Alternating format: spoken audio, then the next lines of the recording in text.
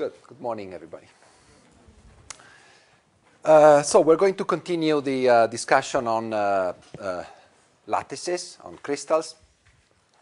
So let me remind you briefly the definitions that we introduced on Wednesday. We talked about the Bravais lattice.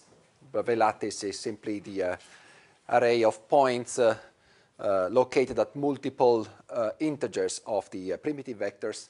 And then we've introduced a crystal structure or Bravais lattice or lattice with a basis, which consists of a Bravais lattice plus additional points, a finite number of additional points, which need to be translated according to an underlying Bravais lattice. Okay, so these are the two definitions that we've introduced last time. And then we discussed some examples of Bravais lattices in 3 dimensions, in 2 dimensions and in 3 dimensions. And I'd like now to discuss a few examples, additional examples of Bravais lattices in 3 dimensions, in addition to the ones that we discussed last time. In fact, the ones we're going to discuss today are probably the most common examples of Bravais lattices in 3 dimensions. So what we're doing now is to discuss Bravais lattices in 3 dimensions. It's sort of continued, okay? So we continue the discussion we started last time about Bravais lattices in 3 dimensions. Last time we discussed the cubic lattice, the tetragonal, orthorhombic, hexagonal, triclinic, monoclinic, and all that. Now we're going to discuss a different class of Bravais lattices, but of course they're quite common. Actually, they are the most common Bravais lattices in nature. One of them is the one that that describes the crystal structure of aluminum, for example, which is the FCC. So let me start with the first one. The first one is the body center cubic lattice.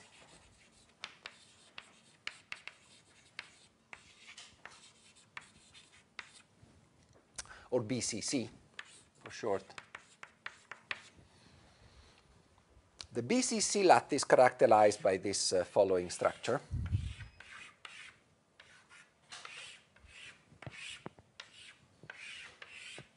So we have a square lattice.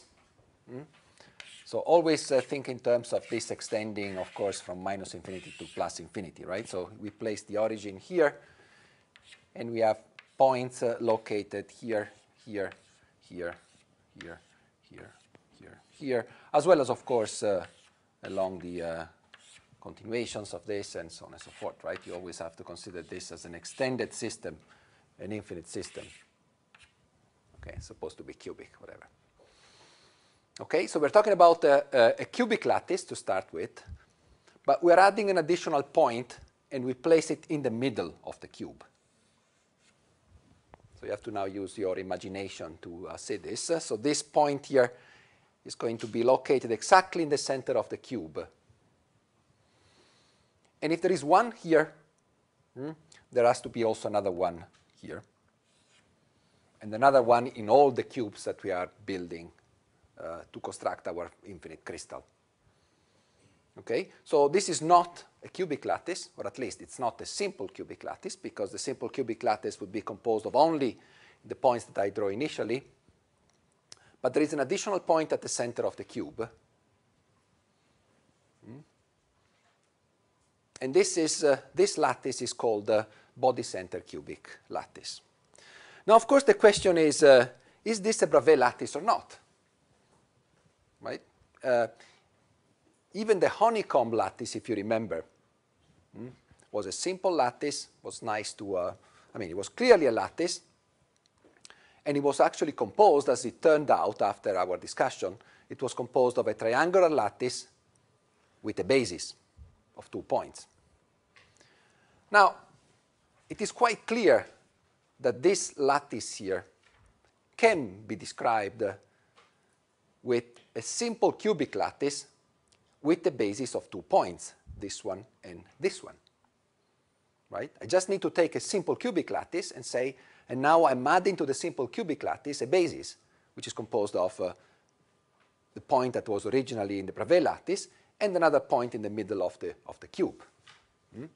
So it is obvious that I could describe this BCC lattice as a simple cubic lattice with a basis of 2 points, 2 vectors. One being this one here, one, and the other one being this one. Okay, so I can say that this is, I'm saying nothing wrong when I say that the body center cubic lattice is a crystal in the sense that we discussed last time. It's a crystal structure.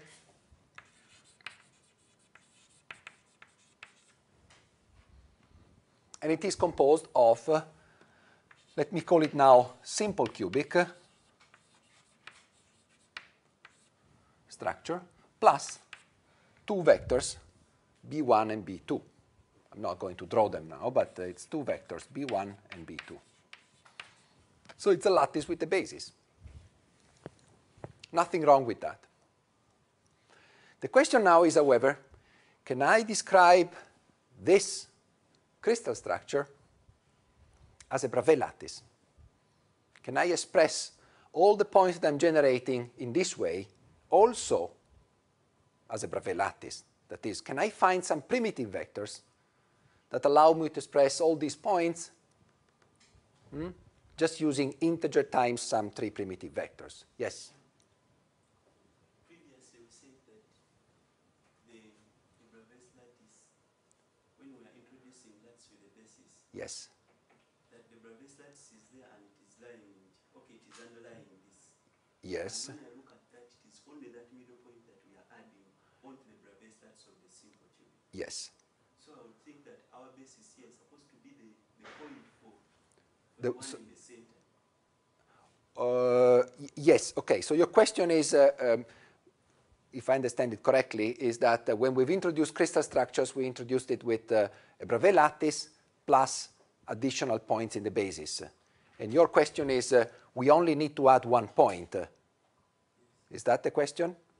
Okay. Then you might remember yesterday that when we introduced the additional basis, the basis vectors, the 2 vectors or the 1 vector of the 2 vectors, if we want this point to belong to the lattice, we need to explicitly say it, right? So in this particular case, B1 will be just 0. In other words, a Bravais lattice is a crystal structure with just 1 element in the basis, and this element is 0. All right? So we need to include it explicitly. Okay? So again, a Bravais lattice is a particular case of a crystal structure in which we only have 1 element in the basis, and that element we can place it at the origin, 0.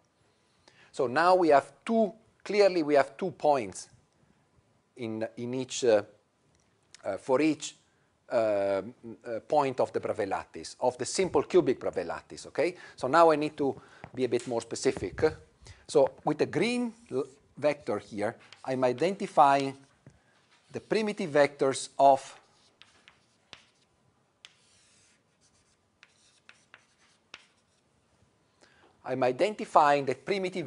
that define the simple cubic lattice.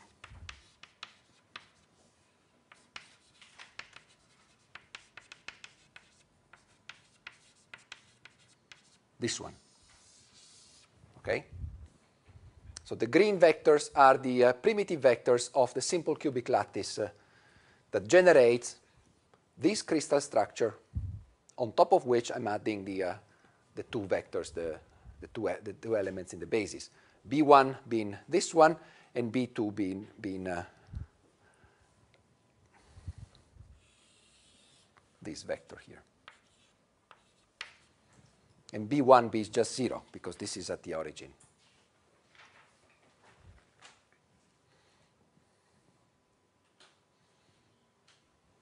All right? So a body-centered cubic lattice is a crystal structure composed of a simple cubic Bravais lattice, the one generated by the green vectors, plus 2 elements in the basis, one being the origin and the other being the point at 2, B2. Now, let me come back to the question. Can I simplify my life and describe the same lattice in a different way, in a simpler way? That is, is it a Bravais lattice? Is this lattice here a Bravais lattice or not? It is, right? But in order for me to show that it is, I need to find out the primitive vectors. I need to find some primitive vectors that describe this Bravais lattice. So I'm now going to use the pink color to show you what the primitive vectors are. The first one is the same. Oh, let me call it, let me put a prime to identify the new primitive vectors. A3, I leave it the same. And I call it prime.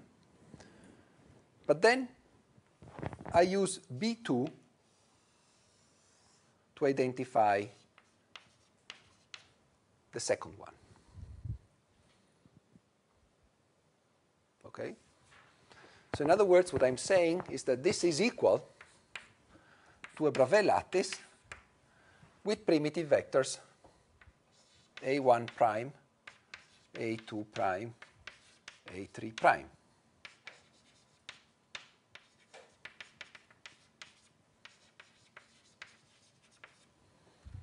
And that's it, Bravais lattice, so I don't need to introduce an additional point. Is it true, by the way? Well, with A1 and A3 prime, I will cover the whole ground floor of the structure. With A2 prime, I'm going up half a floor, right, with respect to the cubic structure. But then I can move with A1 and A3 to reach all the points that are at the center of the cubes in this first floor. And then I can go up again with A2 prime, and I end up here, at the opposite corner of the first cube, right? If I continue twice A2 prime, I will end up here. So I climb the full floor. And now I can move with A1 and A3 and I cover the full floor there. Okay? So this is correct. This is a correct statement. Now, this is a bit surprising in some sense because we've introduced this concept here of crystal structure because we were unable to describe some structures. You remember the honeycomb lattice was the example we used last time. We had the honeycomb lattice. We have a structured lattice that we were unable to express using the Bravais lattice concept. Now we have somehow the opposite problem. We have a problem that we have something that can be easily described with a crystal structure. However, it can also be described by a Bravais lattice. Of course, there is a difference in the two approaches. In this approach here, the primitive vectors are just the edges of a cube. So they're very simple to visualize. Also, in some sense, in this approach, we fully preserve the symmetry of the problem because this is still a cubic system. So whether I consider it rotating by 90 degrees or 180 degrees, it doesn't change, right? So if I use this approach here, everything becomes quite clear. These primitive vectors are clearly along the Cartesian directions, and say my life is going to be much easier if I use this to describe my system. Vice versa, if I use this approach, of course, on one hand, I'm simplifying my life because I'm reducing the complexity to a Bravais lattice, which is very simple with respect to a crystal structure. On the other hand, I have to break the symmetry because I have to choose A1 and A3 and then A2 to climb up the floors. But I could have done it also in the other way. I could have chosen A3 and A2 and climb up with A1 or with, again, B2. So you see that somehow I've lost some information about the symmetry of the problem by doing that. Okay? And therefore, I mean, this is an example in which it is typically preferable to stick to this description rather than to try and simplify your life further and try to describe with a Bravais lattice. Yes? Would it be sufficient if I expressed that the extra point that you have added in the center, express it in terms of the former primitive vectors? Okay, so you're asking whether I can express the center, the point here, B2, in terms of the primitive vectors, but which ones? You mean the green ones? Yes, the green ones. Oh, okay. Well, there's no way you can express, of course, this one in terms of integer times these vectors. right? Because this is exactly in the middle of the cube, so you would have to express it as 1/2 A1, 1/2 A2 plus 1/2 A3. If you wanted to describe B2 as a linear combination of the green primitive vectors, you could do it, but it would be, the factors here would be 1/2, right? B2 is equal to 1/2 A1 plus A2 plus A3, right? So this is not an integer. So you could do it, of course, but there's no, I mean, you wouldn't gain anything. It would just be one way in which you could express B2. But you wouldn't gain anything in terms of, say, showing that this is a Bravais lattice, because this point is not an integer times. So you wouldn't be able to incorporate it here as a Bravais lattice point because this is not an integer.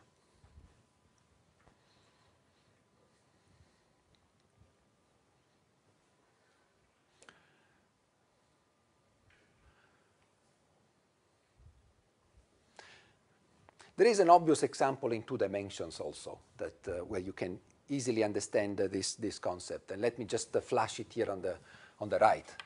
Suppose you have this lattice here, a lattice which looks like a square lattice, but you add a point in the middle, right? This is also a lattice, right? It's clearly regular, clearly. Now you can obviously describe this lattice using A1, A2, and B2.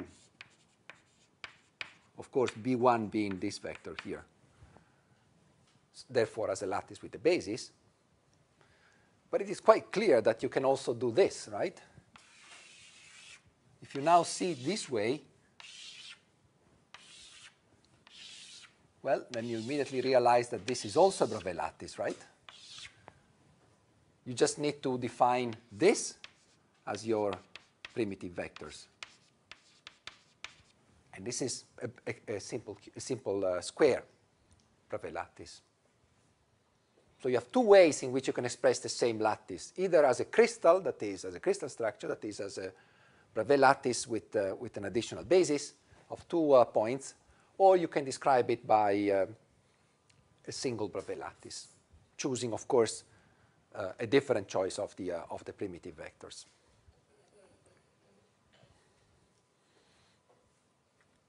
So this is just to say that sometimes, even in the literature, there may be some ambiguities.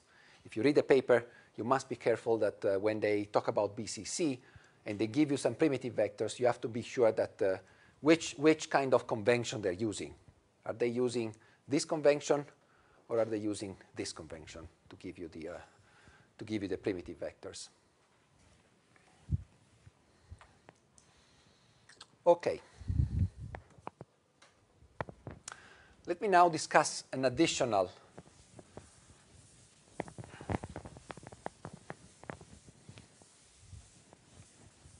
Bravais lattice, very common one in 3 dimensions. In fact, this is now probably the most common Bravais lattice in 3 dimensions. And it's the one taken by aluminum, in fact. This is the face-centered cubic lattice. Face-centered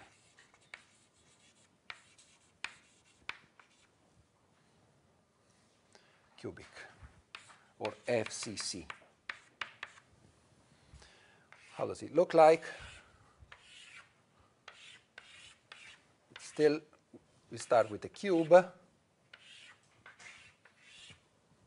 You place your points here at the edges of the cube.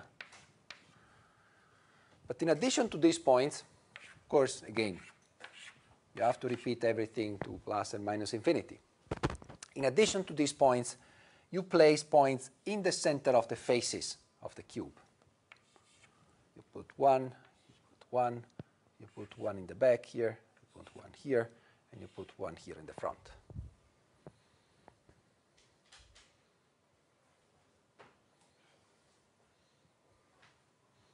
Okay, so you place additional points, which means that if I have another cell here, I need to continue this, and I need to place atoms everywhere, right? Also here in the back. Now things are getting a bit more complicated here, right? Once again, I can discuss this, I can describe this as a crystal structure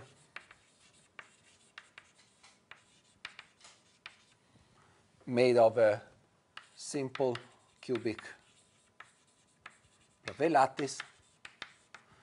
The primitive vectors are the simple cubic primitive vectors, A1, A2, and A3, right? Plus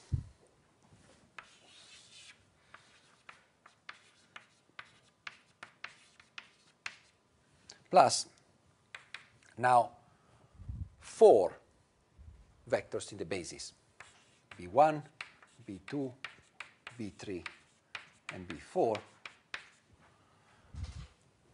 B1, of course, is 0, because this point is there, belongs to the lattice. And then with B2, I have to reach all the points at the centers of the faces. So B1, B2, and B3.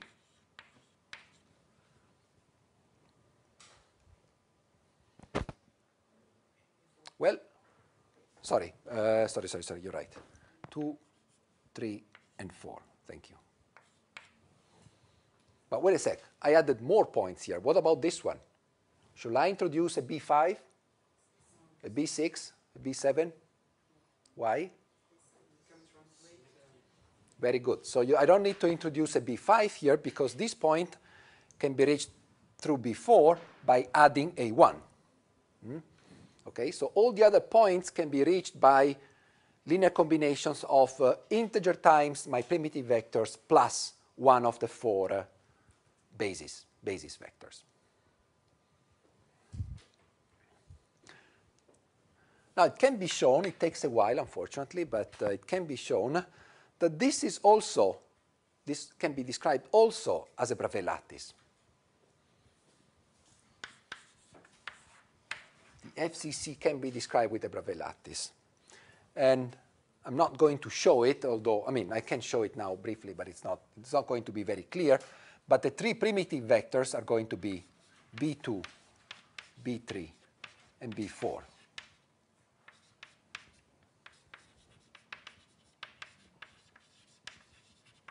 In other words, one can show, don't ask me to do it here because it's a bit complicated, that if I take integer times B2 or B3 or B4, I reach all the points of the FCC lattice.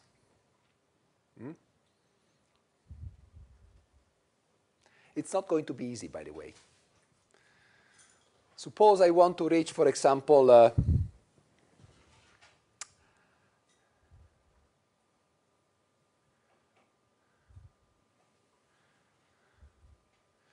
suppose I want to reach, let me do a simple example. This one, here. Suppose I want to reach this point. Can anybody tell me how I can reach this point using B2, B3, and B4? Can you see that? So, sorry? 2 times B4. If I go 2 times B4, I end up here.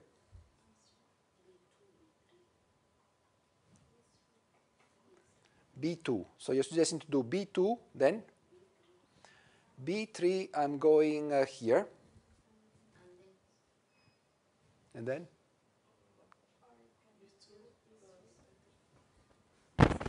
B3 first, and then?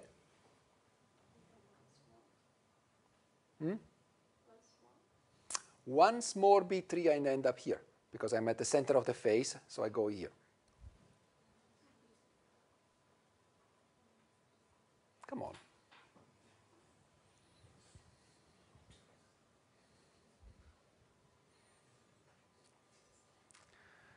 let's start B4. Let me climb here. I'm in the middle of the face here.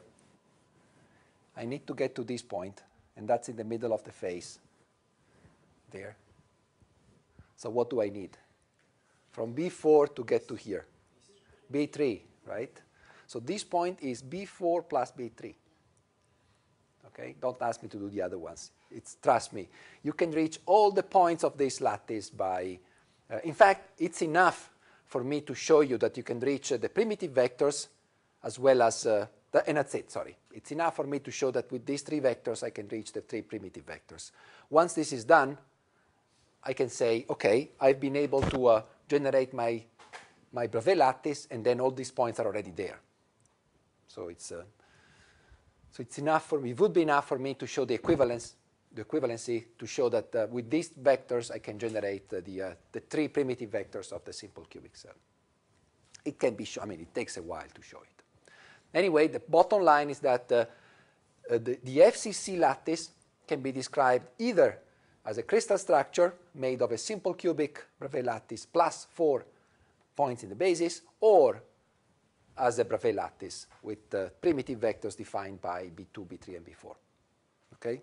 Once again, it is clearly much simpler to visualize the structure and to have a feeling of what the structure looks like if you look at it from this perspective than if you look at it with this perspective. So you're simplifying your life because you have only one element you have a Bravais lattice, which is much simpler geometrically speaking, but of course you lose a lot of simplicity in the way you visualize the structure by doing this.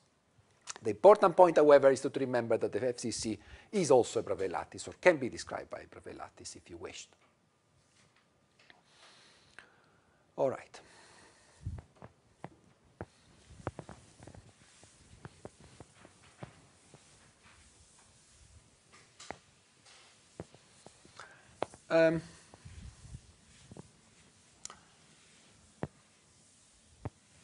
The FCC lattice has another very important property,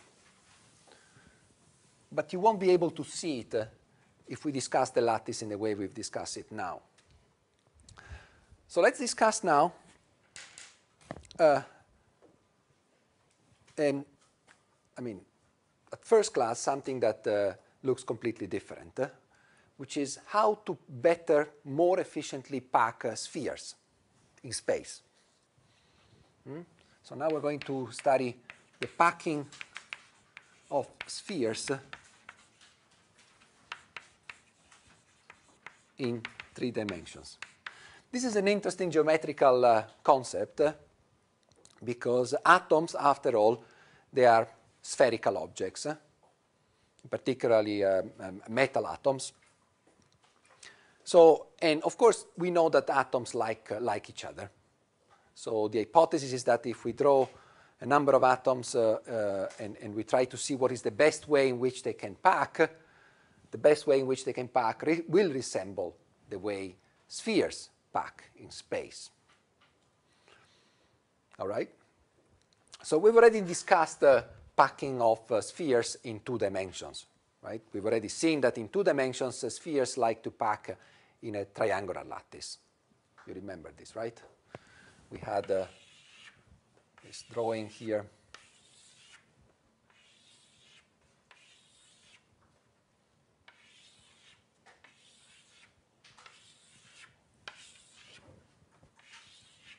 And we realized that this is, in fact, a triangular lattice that generates, in principle, the whole system. So if we reduced all these spheres to a point, these points would lie on a triangular lattice. And that's the best way to pack spheres. By the way, what do I mean by best way to pack spheres? Of course, I mean the way in which I minimize the empty space. But I'll come back to that in a moment. Okay?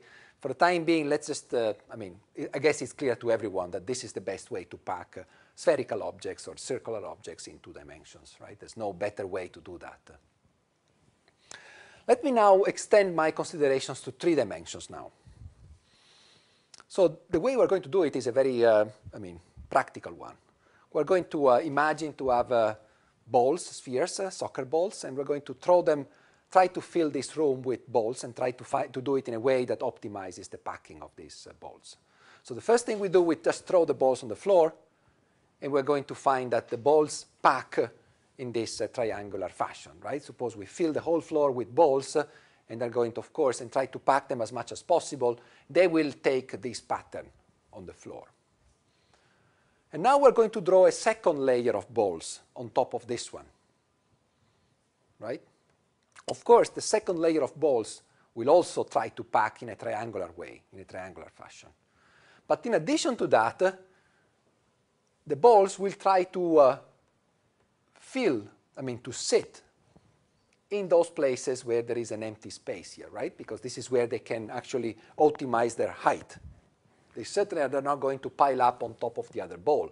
They're going to end up in this hollow site here. Okay? So let me now assume that perhaps the first one ends up here. The second one will fill this one here.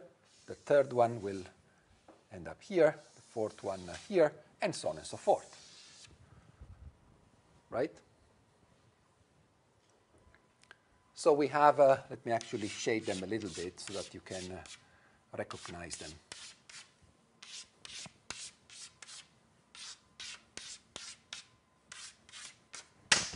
And I can build a second layer of triangular balls that lies perfectly on top of the first one. Let me actually highlight the centers here, because the centers of these balls, as you clearly see, they are going to be filling the hollow, the dips in the corrugation of the first layer. Notice, however, that I could have done it in a different way. I could have placed the first ball at the center of this dip, right? And then the balls would have arranged here, here, here, here, and so on and so forth. You probably noticed that here you have a triangle pointing upwards, and here you have a triangle pointing downwards. So they're clearly different. So I can either place the second layer of balls where the triangles point up, all up,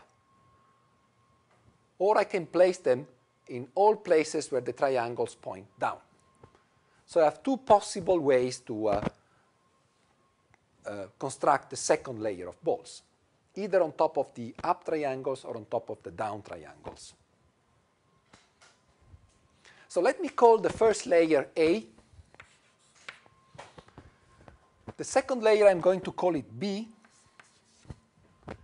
But I want to keep in mind that I could have chosen another location, which was the triangles down, which I call C, and I just keep it here just to remember that I could have placed the atoms here, the balls here, right? And just mark the points here just for me to remember where they are. But I could have placed the balls in the green point sites, and I call this the C configuration, which I'm not using here. Fine. Let me now draw the third layer of balls on top of the layer B. Again, I will have two possibilities. I will have the possibility where the third layer, I'm not going to draw it because otherwise it's going to be a mess, okay? But I will have the possibility to start with an upper triangle for the pink, for the B layer, or with a downward triangle for the B layer, okay? Now, notice that the upper triangle for the B layer coincides with the green point. You can see it, upper triangle here. Here you go. It is exactly on top of what used to be the down triangle before. So my choice, one of the two choices for the third layer is indeed C, in terms of where it stands relative to the two-dimensional layer. The second option is to place my atoms on top of the down-looking triangle of the pink layer, here. Here, here, where is it? Here, here, and so on and so forth. But this one is exactly the center of the original layer, A. Okay? So for the third layer, I have two choices, either C or A again. Right? So I've done A, I've done B, and then the third layer can either be A or C. Now it's quite clear that if I keep continuing with that, I can either place the atoms layer by layer in A, B, or C positions. I only have three choices. And each time I draw the next layer of balls, if the previous one was a B, I can only choose A and C. I cannot choose B, of course, because otherwise I would fall on top of the previous one. If it was A, my choice would be B or C. If it was C, my choice would be A and B. Okay? And these are all equally good in terms of packing of spheres. Okay? That is, I can choose any arbitrary sequence of A, B, C, B, whatever I want. I mean, C, as long as I every time change my color,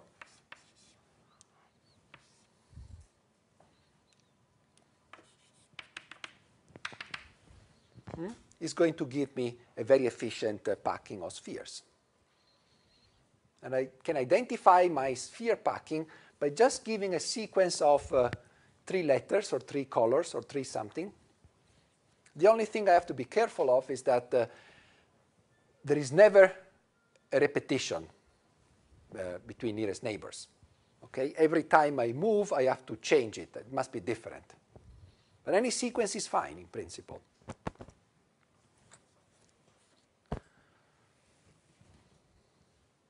Now, it takes a while to visualize it, and we're not going to do it because it really requires some sort of 3-dimensional vision to realize this.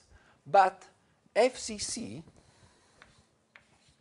the FCC structure, is equivalent to ABC, ABC, ABC, repeated periodically. Okay? So this is really an equivalence, the same thing. The FCC structure can also be seen as a sequence of triangular layers packed in this fashion, A, B, C, A, B, C, A, B, C. So with a 3-fold periodicity.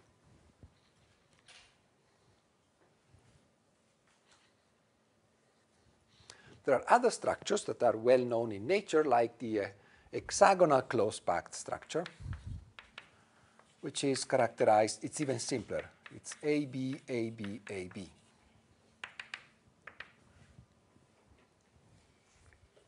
And they exist in nature. Aluminum, for example, crystallizes in the FCC structure. Titanium, for example, crystallizes in the HCP structure. Or iron at high pressures. I mean, there are several elements that crystallize in the HCP structure. They're all equally good in terms of sphere packing. But they just differ in the way these layers are stacked on top of one another. I may even have disordered sequences of layers. There are systems, particularly if you go to high temperature, in which the ordering of the layers becomes lost, and therefore you have an arbitrary sequence of layers in a random sequence of layers, ABC, ABC, ABC. All right.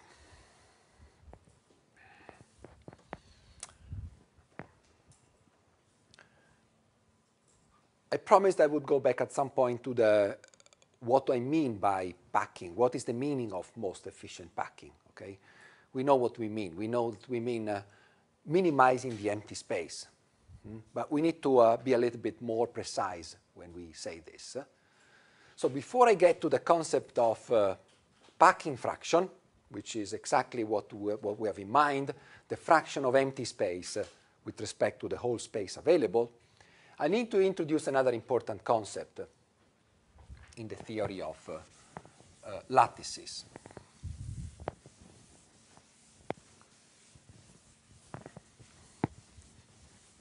Because so far we've been talking about just points.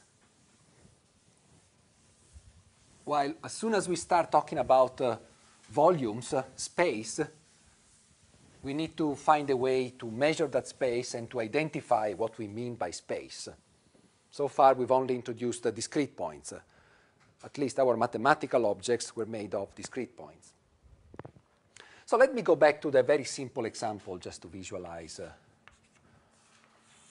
what I'm going to talk about now. So this is our good old square lattice with our primitive vectors A1 and A2. And let me introduce now the concept of unit cell. What is a unit cell? Well, let me first draw it and then we'll define it, okay? So for this particular lattice, a good choice of the unit cell could be this square.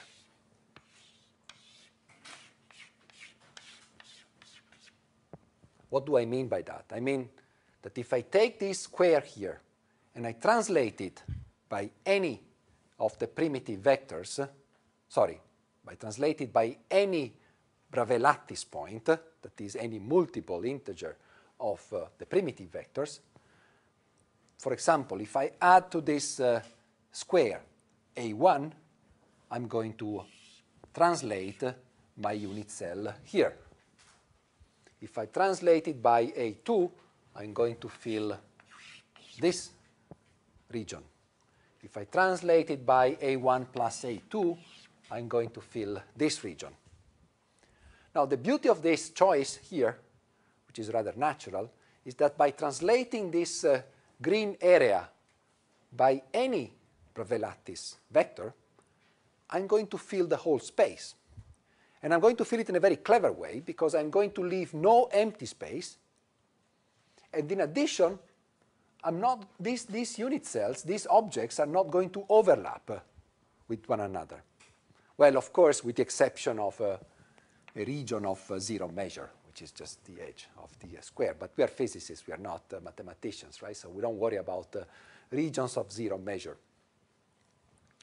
So the beauty of this green area here is that if I translate it by all possible values of the Bravais lattice points, I cover the full space without overlaps and without leaving empty spaces. Okay? So this is exactly what I mean by unit cell. It's the region of space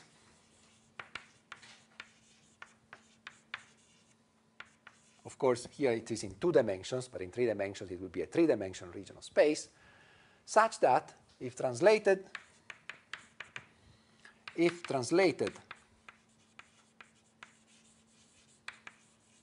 by all Bravais lattice vectors, it covers the whole space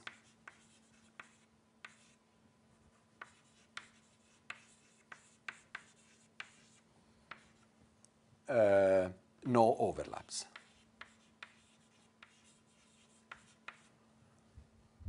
Okay? Think of it as a way of placing tiles on your Bravais lattice.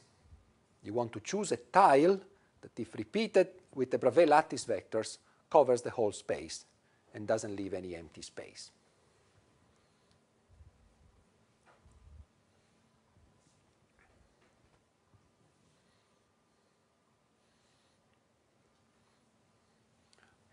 Obvious questions. Would this be a good choice for the unit cell or not?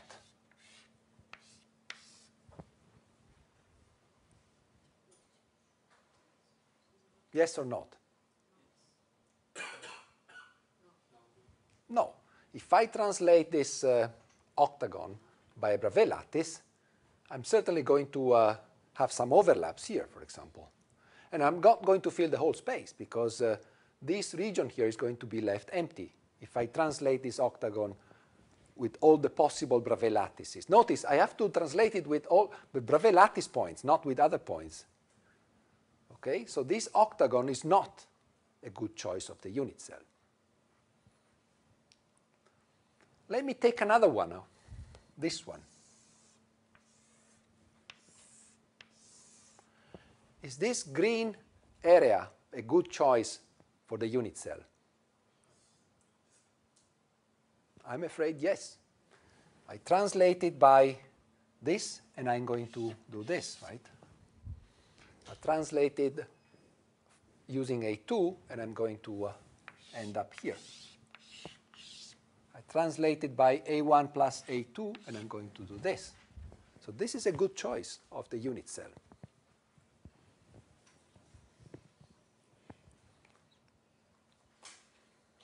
In general, good choices of the unit cell, legitimate choices of the unit cells, are regions of space characterized by this property in 2 dimensions at least.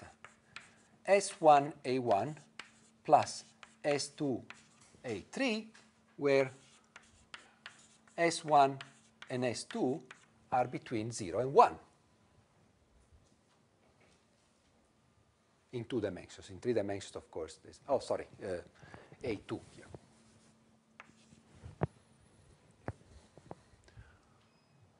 What kind of region am I describing with this?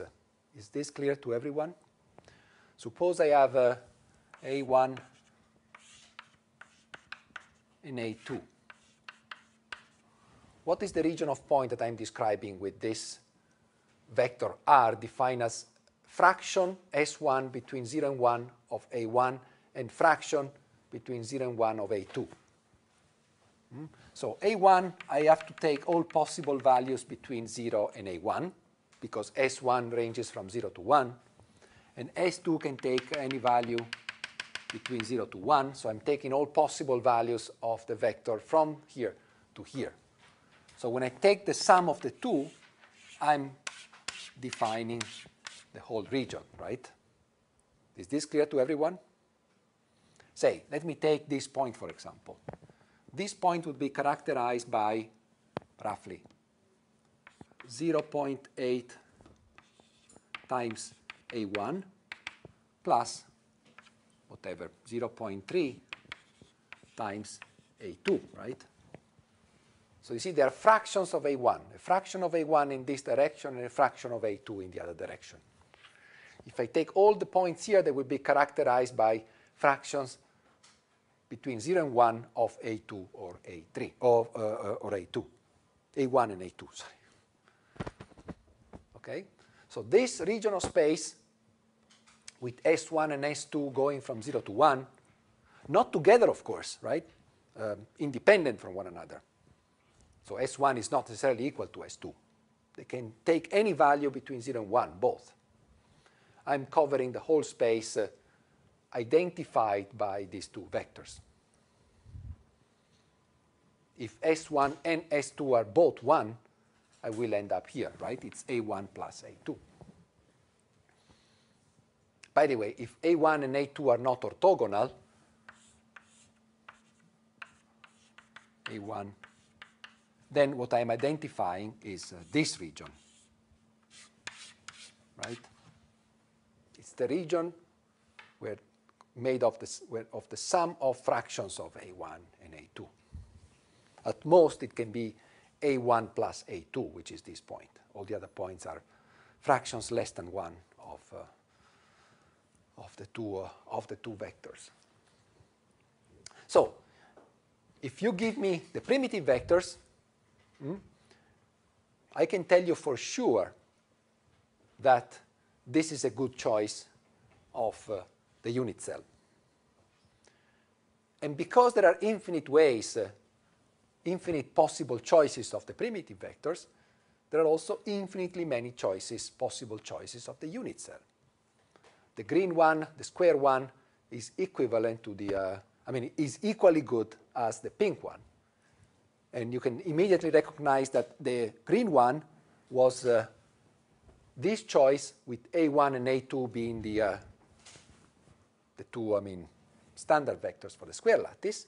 And the pink one was the same choice but with A1 and A2 being the primitive vectors of the square lattice, which is an equally good choice for the primitive vectors of the square lattice. Yep. Okay, the unit cell, must it lie within the points? Like The unit cell, no, okay, good point. Your question is whether the unit cell must lie between points of the Bravais lattice. The answer is no. Let me take, in fact, that was my next example. Let me consider now this choice of the unit cell.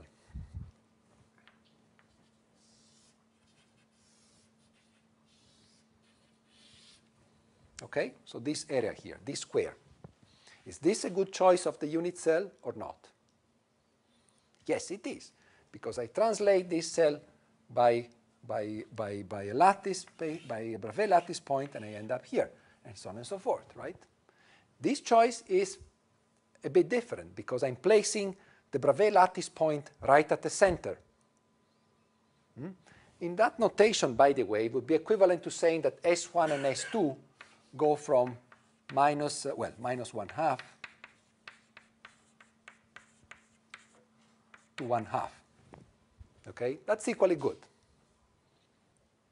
Because if this is the origin, and this is A1 and this is A2, the two primitive vectors, this pink square here identifies all the points that can be written in this form with S1 and S2 going from minus 1/2 to plus 1/2. Right? So this is equally good. There are plenty of choices. I mean, there are, in fact, infinitely many possible choices for the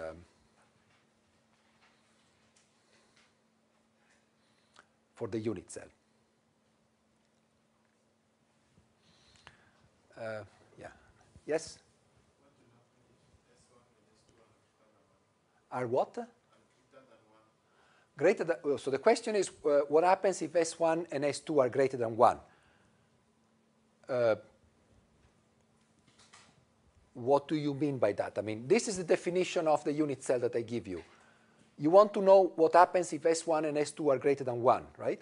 You're constructing a vector which goes beyond, if A1 and A2 are here, if S1 is greater than 1, then you're staying somewhere here, right? Outside this line. I mean, you may wish to, I mean, you can also construct, you can take this one as the unit cell. Okay? This is also good because you can translate this and you would obtain the whole system. Now, that cell would be characterized by 1, right? 2.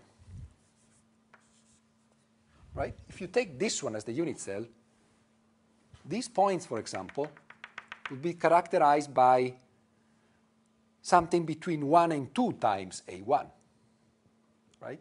And that's equally good. So S1 and S2 can be larger than 1 if you wish. Of course, you have to make sure that you limit your choice of S1 and S2 to, well, to a range of length 1, essentially. If it's more than 1, then you're going to have overlaps. If it's less than 1, you're going to have empty spaces, right? In fact, in principle, it can be any choice, right? It can be any constant and constant plus 1, right? You would just be translated your unit cell, but if you translate the unit cell, you're not losing these properties in no way. Okay.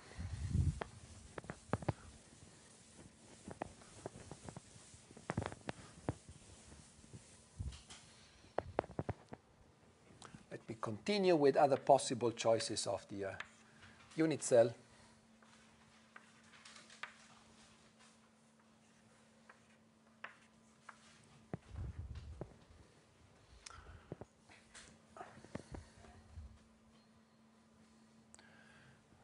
Now it will take me a little bit, right, to draw it. Let me do this.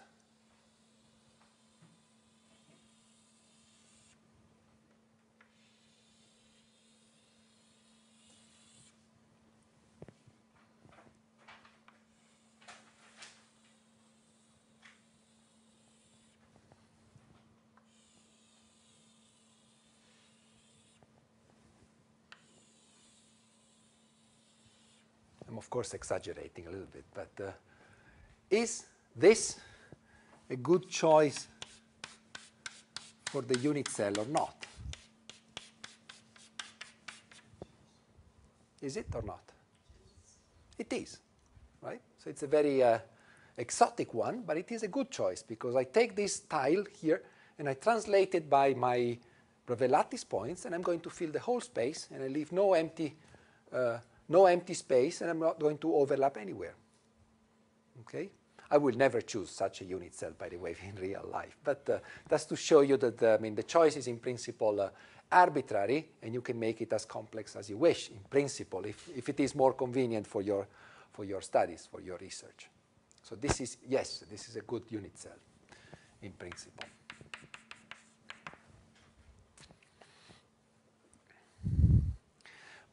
By the way, I cannot write the points inside the unit cell in the compact form that I gave you before. So I won't be able to write the set of points that are enclosed in this green area like S1 times A1 plus S2 plus A2, right? Because I need to, the borders, the edges of these tiles are very complicated. So I just need to, I can only visualize it like this. I cannot give you a detailed prescription on how to express this region here. Yes? Can we do this? I think it's pretty easy. Like, if we take a sphere, and then if we cover the sphere with this lattice, and then we will have a circle, right? Yes. And in principle? So wait a sec, let me repeat it. So you want to have a sphere? No. Okay, just to make it easy, to Yes. visualize this thing, we take a sphere, and then we cover the sphere with this.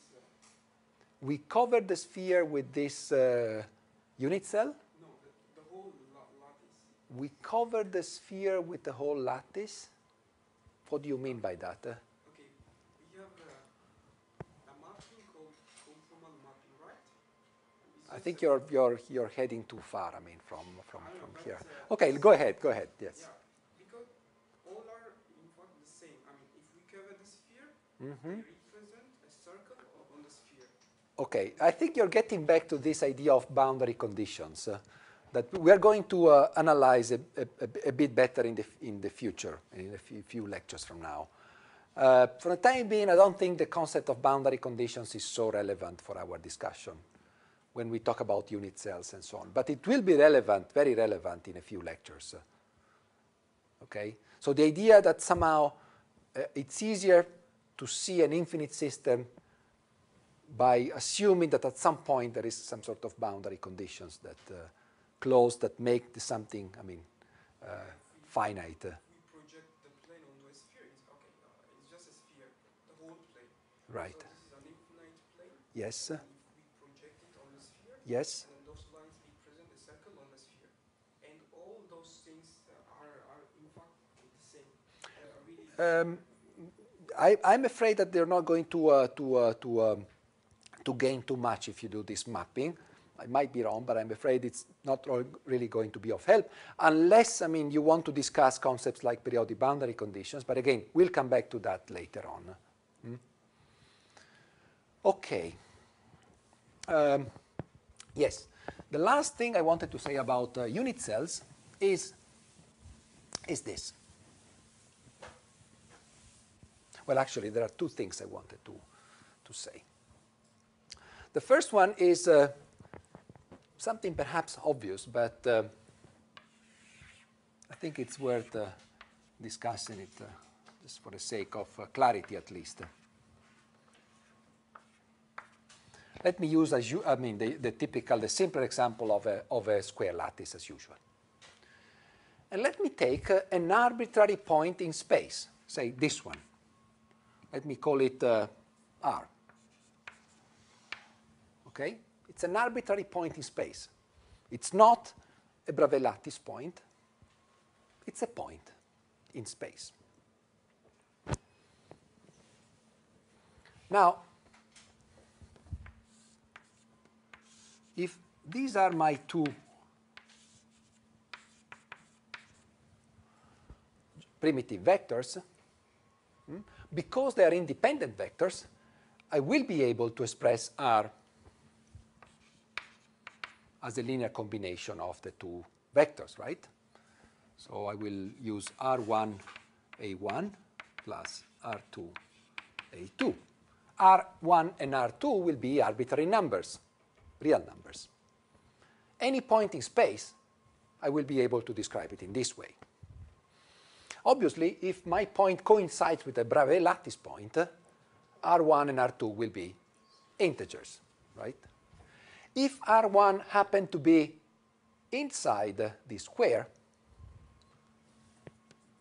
what would be the property that characterizes R1 and R2? They will be both less than 1, between 0 and 1. But because I chose an arbitrary point, R1 and R2 are arbitrary numbers. However, I'm still allowed to say that if I chose, for example, this one as the unit cell, I can say that R belongs to this translation of the unit cell I have chosen at the beginning. What do I mean in practice in terms of this way of expressing the position, in terms of linear combination of the two primitive vectors? Well, what I've just said is that points inside this area are characterized by this expression where S1 and S2 are less than 1. But this point belongs to the next unit cell, that is to a unit cell which has been translated by A1. But then what I'm saying is equivalent to say that this R1 can be decomposed into an N1 plus S1, A1, plus, in principle, an N2 plus S2, A2. That is, any real number, I can express it as the closest integer plus a number which is between 0 and 1. Same with R2. Any integer number, I can express it with the closest integer, I mean, on the left side, let's say, and a number S that is between 0 and 1. So what I'm saying is exactly what I just said before, namely, if I group N1 and N2, this is a Bravais lattice point. And then what I'm left with is S1, A1 plus S2, A2, which is a vector in the unit cell, because S1 and S2 are less than 1. Okay? I just wanted to show you that if you use this notation, you can immediately, recover the discussion that we just made before, namely, that for this to be a good unit cell, this is obviously, a simple way to see what I'm doing in, say, in space. I'm using unit cells to cover the whole space, and if I write it down mathematically, what I'm doing is simply to decompose these numbers, these real numbers, into integers and whatever remains. Integer part will be my Bravais lattice, the Bravais lattice through which I have to translate my unit cell, and the rest will be the position of the atom in the original unit cell. Okay? Sorry, in the original cell, in the translated unit cell here.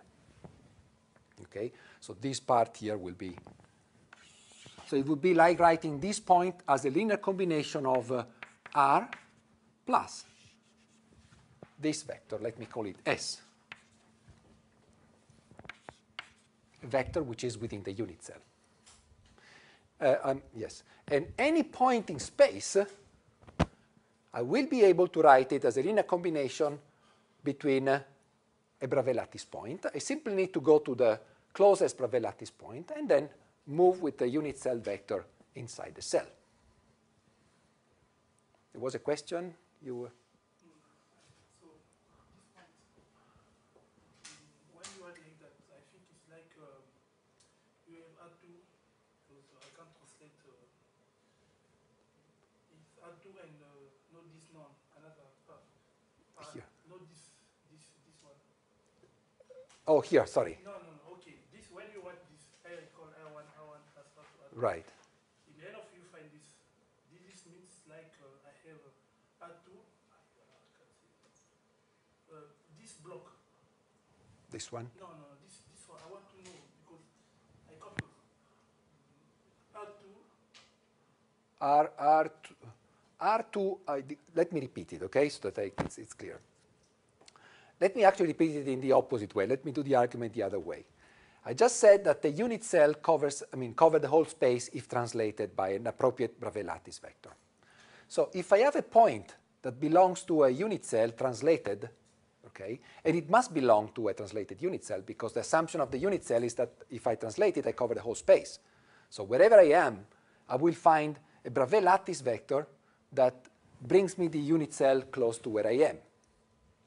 So I'm here, and I can therefore say that if I want to reach this point, I can do it by summing a Bravais lattice point plus a vector inside the unit cell, which is what I'm writing here. I just wanted to show you that this could be easily seen also mathematically by saying that the same point can be written as an arbitrary number, real number, times the primitive vectors, because primitive vectors are independent vectors, and therefore I can construct any point in space as an inner combination of these two vectors, real numbers. But any real number can be decomposed into an integer plus into the closest integer to the left, plus a number that is between 0 and 1. And if I do that, I clearly extract out the Bravais lattice vector and the vector in the unit cell, S. Okay? If I had the point, say, I don't know, here, for example, then my R would have been this one, and then S would have been this one. Okay? So wherever I am, I can go from the origin to where I am by first reaching the Bravais lattice point and then moving inside the unit cell.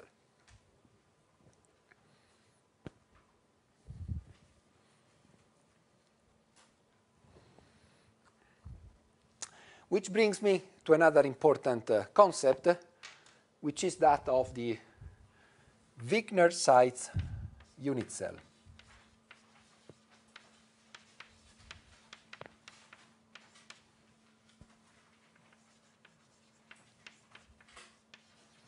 Eugene Wickner and Friedrich Seitz were one of the pioneers, two of the pioneers of solid-state physics in the 30s and 40s. And they came out with this, yes?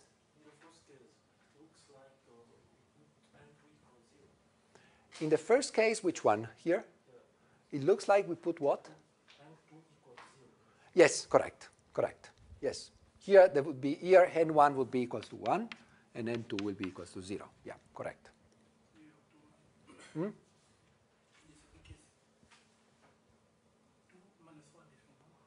Here, yes, that would be 2 minus 1, yes, and 1, and then a small vector inside the unit cell. Now, that brings me to the concept of Wickner size unit cell. It's yet another definition of the unit cell. And what does it say?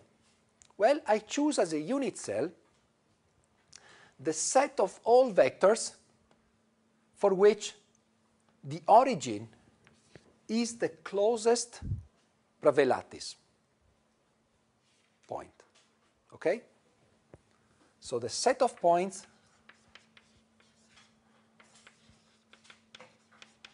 for which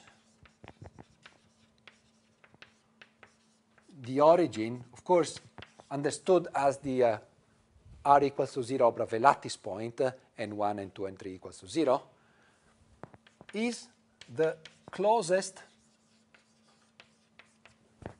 Bravais lattice point.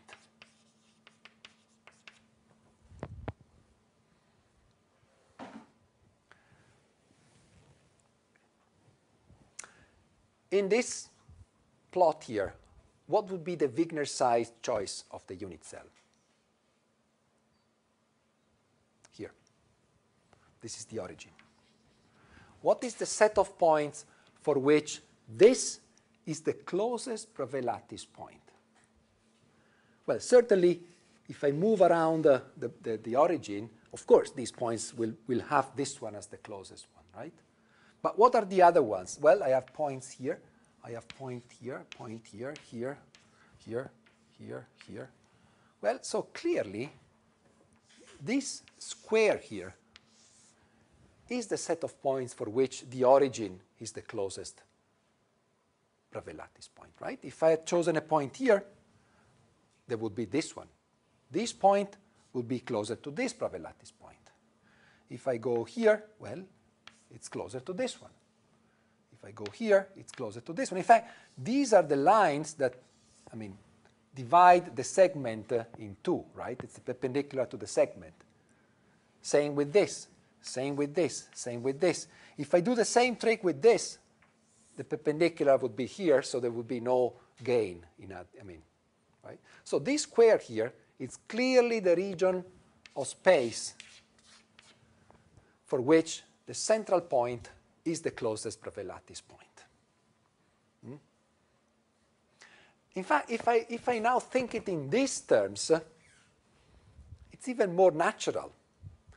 How can I assign an arbitrary point to a unit cell and to a Bravais lattice? Well, I just look for the closest Bravais lattice point. And then I have to, so this point, for example, using this choice of the unit cell, would be described by this that brings me to the closest Bravais lattice point, and then by this vector here. So I would still reach the same point, but I would reach it in a different way, because the choice of the unit cell is different. It's not this one. I've chosen a different definition of the unit cell. Okay? And in some sense, it is more natural, because I'm not introducing primitive vectors, for example. Notice, this is very important. This choice does not depend on choice of primitive vectors.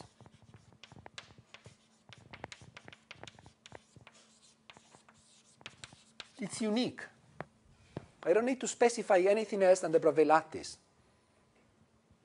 to identify the Wickner size unit cell. And it's also somehow natural from a geometrical point of view, right? Because any point in space you want can be identified through its closest Bravais lattice point. It's like thinking at the fastest way to get to an arbitrary place in a country, right? You first go to the closest town, and then from the town you go to the village. If you want to minimize the time it takes to get to any point in your country. So that's a spirit. Sorry? Please repeat the explanation again. Okay, so this is the definition. And I've now applied this definition to this example using my R point here. Now, because the unit cell is defined as the set of points for which the origin is the closest Bravais lattice point, here in this definition, the unit cell would be this square, which is what we just discussed on this side here. So if I translate it, it will end up here. What does it mean? That this point is the closest point, Bravais lattice point, to this one. So if I take an arbitrary point in space, and I want to assign the corresponding Bravais lattice point to which it belongs, I simply have to look for the closest Bravais lattice point. Okay? So I subdivide my space. This definition of the Wickner size unit cell, it's such that I subdivide my space in such a way that every region of space has the Bravais lattice that is contained in that region as the closest Bravais lattice point. Okay? It's like subdividing a country in such a way that every village has a town as a closest place, the closest town. Okay? And here, of course, we are doing it for a regular lattice, so it's geometrically more regular. And the beauty of this definition is that this does not depend on the choice of the primitive vectors. Nowhere here I specify even about the existence of the primitive vectors. I don't know what I don't need to know what the primitive vectors are. There is a unique choice independent of what the primitive vectors are. Yes? In this case, R is R, capital R, you mean? No, in this case, no, capital R would be this one, right? I have to go to the closest Bravais lattice point. So capital R will be this one. All right. So that's the unit cell. Remember, the unit cell is something that if I translate it, I cover the whole space. Okay? So this is my unit cell. In order to cover the whole space, I have to translate it. So in order to cover this point, I need to translate it up to this point using capital R, this Bravais lattice vector. So in other words, if I want to express the position of this point, I can do it by first taking this Bravais lattice vector, and then taking a vector within the unit cell. All right? So the concept of, this unit cell is something that I define at the origin. But then in order to find an arbitrary point, I need to translate this unit cell with the Bravais lattice vector. So what I'm saying here is that this small r can be obtained by translating the unit cell up to here, and I have to use a Bravais lattice vector to do that. Plus, I can move inside my unit cell with a short vector, r. Okay? So, but in this one, R cannot be equal to 0. Sorry? The image of this, yes, this one, no, yes, R cannot be equal to 0 if you want to find. Cannot what? Sorry, B? Big R cannot be equal to 0. No, of course. R will be this one, yes. But, remember, it's the region of space that, if translated, covers the whole space. Okay, so I have to translate that region of space to obtain the whole space. Right? So first, I define it here at the origin, and then I need to translate it in order to cover the whole space. So if I take an arbitrary point, I need to tell you two things. I need to tell you how I need to translate my unit cell to the closest Bravais lattice point, and then how, within the unit cell, I go from the Bravais lattice point to my specific point. Okay, I need two pieces of information to reach an arbitrary point. The Bravais lattice vector and the small vector inside the unit cell. Yeah. Why need this unit cell very important and crucial? Why we need this extra definition? You mean this definition here? Yeah. Or when this is important and crucial? when is this definition? When is the definition of the Wickner size unit cell crucial? When is applicable? We have to use this thing. Well, you can in principle use whichever you like, okay, depending on the kind of problem you want to solve. I'm simply arguing that if I tell you construct the Wickner size cell of the square lattice, you'll be able to construct it without me telling you what the primitive vectors are, okay? Because it's a geometrical property. It's intrinsic of the lattice. We know that every Bravais lattice can be expressed in an with infinitely many different possible choices of the primitive vectors. All the choices we discussed before, these ones, for example, required me to give you A1 and A2 in order to define the unit cell. This one does not require me to tell you anything. So you can come out with a unit cell just by knowing what the Bravais lattice is, without defining what the primitive vectors are. It's just another choice. It's another choice, yes. I'm simply arguing that this is more natural. Okay? So there are examples in which you should be using this one. Do we have another extra definition beside this? Well, I think we've covered essentially the simplest ones, at least. Yes? In the case of the crystal structures, Yes? to define the unit cell, do we need just the Bravais lattice? Okay, so your question is, in the case of a crystal structure, the definition of the unit cell relies on the Bravais lattice or on the crystal structure in general? The first one. In the case of a crystal structure, the unit cell is defined by the Bravais lattice that defines the crystal structure. Okay? What this implies is that in each unit cell, there will be more than one point. In fact, there will be as many points as the number of basis vectors. Okay? So inside the unit cell, there will have to be a number of points equal to the number of basis vectors. Okay? Good. Very good point. Thank you. Just to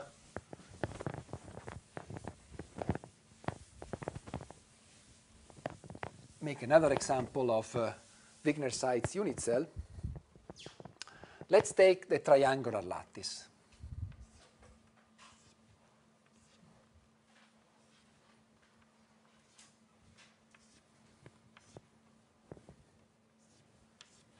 Again. Okay, so we have a triangular lattice. These are the primitive vectors. But in principle, I don't need to tell you what the primitive vectors are.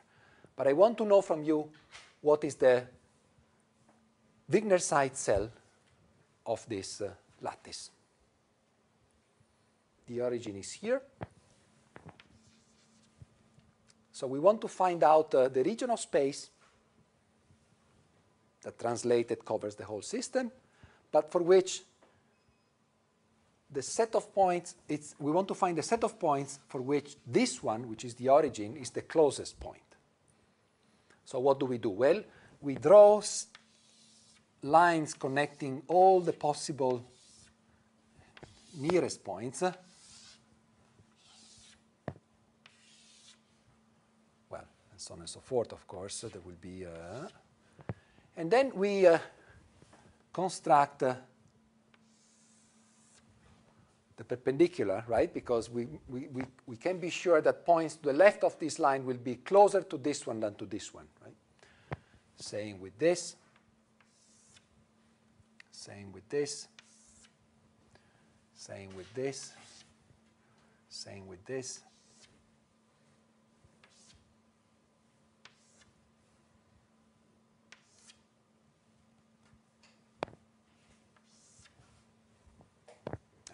Wasn't so nice. What comes out, trust me,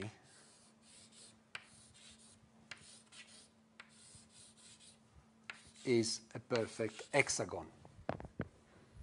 You probably knew that, right? That if you take an hexagon, you can fill the space with a triangular lattice. If you try to fill the space with hexagons, you will generate a triangular lattice. So this hexagon here is the Wigner-Seitz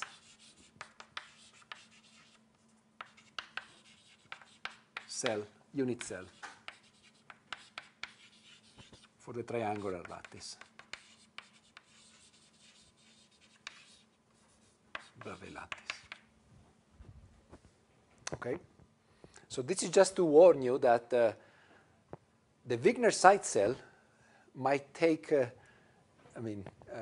shape which is perhaps not easy to predict based on the, while for the square lattice it was trivial, right, to identify, or very simple to identify the square as the Wigner-Seitz cell. For a triangular lattice, this choice, the shape of the unit cell, of the Wigner-Seitz unit cell is less obvious. By the way, we can compare it with the choice based, for example, on A1 and A2, right? The one S1, A1, S2, A2, and this one would look like this. So the pink choice would be the choice of the unit cell according to the primitive vectors A1 and A2, and the green one is the choice of the unit cell based on the Wigner-Seitz criterion. And you clearly see that they're quite different. Yet, both of them, if translated, cover the whole space without overlaps, without empty spaces. But they look quite different, admittedly. Now, an interesting property, and now you see it in the triangular lattice of the Wigner-Seitz cell, is that it preserves the symmetry of the Bravais lattice. The triangular Bravais lattice has this 60-degree symmetry, right? If you rotate it by 60 degrees, it goes into itself. Now, unfortunately, the pink choice, if you rotate it by 60 degrees, it doesn't go into itself. It goes into another unit cell, equally good choice of the unit cell, but it doesn't go into itself. The green choice, Wigner-Seitz, goes into itself. So this is another interesting property that the Wigner-Seitz cell has. not only does not depend on the choice of the primitive vector, but it preserves the symmetry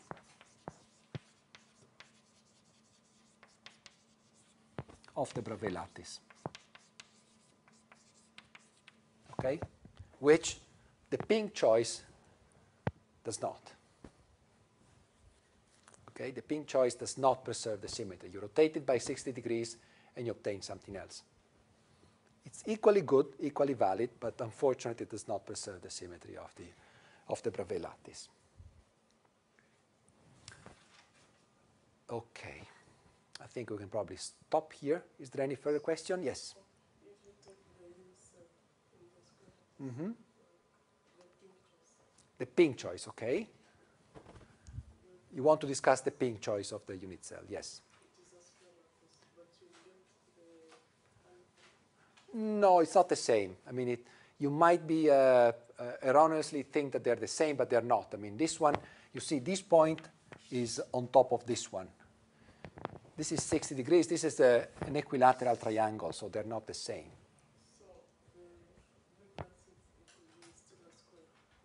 The Wickner side cell here, yes, it is a square, yes. Here, the Wickner side cell is a square. Unfortunately, or fortunately, also the unit cell generated by the two primitive vectors is a square. So in this particular case, even the other choice, the primitive vector choice of the unit cell, works, preserve the symmetry. But here it does not. While the Wickner side cell always preserves the symmetry of the Bravais lattice. Any more questions? Yes? Is it always possible to construct unit cells for any kind of crystal structure? Well, okay. So the question is whether it's possible to construct unit cells for any kind of crystal structure. The answer is, well, first of all, the unit cell for a crystal structure is the unit cell of the Bravais lattice, the underlying Bravais lattice. So the question can be translated into can we construct a unit cell for any Bravais lattice? Right? Because what we define as unit cell in a crystal structure is the unit cell of the, as we discussed a minute ago, is the unit cell of the underlying Bravais lattice. So the question is, can we construct a unit cell for all possible Bravais lattices? The answer is yes. Take this definition. It does not depend on the Bravais lattice. So you can apply this definition to any Bravais lattice. And that will give you a legitimate choice for the Wickner side cell, for the unit cell. So every Bravais lattice, that means every crystal structure, will have a unit cell. You just need to follow this prescription, and that gives you the way how to construct it. If these unit cells do not contain z-basis vectors, then why are we interested? Okay, that's a very good point. So let me just digress 1 minute because this question of the crystal structure, I guess, is something you're interested in. So let me... So you are somehow, I guess, if I understand correctly, you are worried that suppose, let me make an example to clarify what I tried to say. So we're still talking about the square lattice. And then we have, say, a lattice with a basis, a crystal structure, composed of the square Bravais lattice plus 2 points, one here and one here. So B1 and B2. Okay, so this is A1 and this is A. I'm trying to rephrase this with an example. Then you say, okay, now let me construct the Wickner side cell. Wickner side cell, this is the origin. But wait a second, my points are outside the unit cell. Is this what you are trying to get to? Fine. So my points are outside the unit cell. What do I do with that? Well, there are many things that I can do. First of all, there's nothing wrong in saying that there are 2 points outside the unit cell, because if this is outside the unit cell, there will be his friend here coming from the other unit cell, right, which will be located here. So by translating this, I will find a translation that brings me B2 inside the unit cell, right? So if it was initially outside, fine. By translating it, since this is just one element in the basis, but I have to translate, in order to obtain the full crystal, I have to translate this by all possible Bravais lattice vectors, there will be certainly one and only one friend of B2 that falls inside the unit cell. So then let me choose this one instead of this point for simplicity. Okay? So I don't really need to or, I mean, the other possibility is to say, well, I don't choose the Wickner side cell, but I choose this one. Then I'm fine. My B1 and B2 will be inside. Okay? So this is why there is, I mean, one can exploit that freedom, the freedom that we have in generating the unit cells, depending on the problem we want to solve. Here, I mean, you have two possibilities. Either constructing the proper unit cell in order that B1 and B2 are included, or if you want to choose the Wickner side cell, you just have to consider that you have to translate B2 by one Bravais lattice vector, and there will be a point inside the unit cell that is equivalent to B2. Can we also change the base? Yes, at that point, why not? I mean, of course, if I have B1, an element in the basis, I can always decide to take another one, to change it by taking an arbitrary Bravais lattice vector, obviously, yes.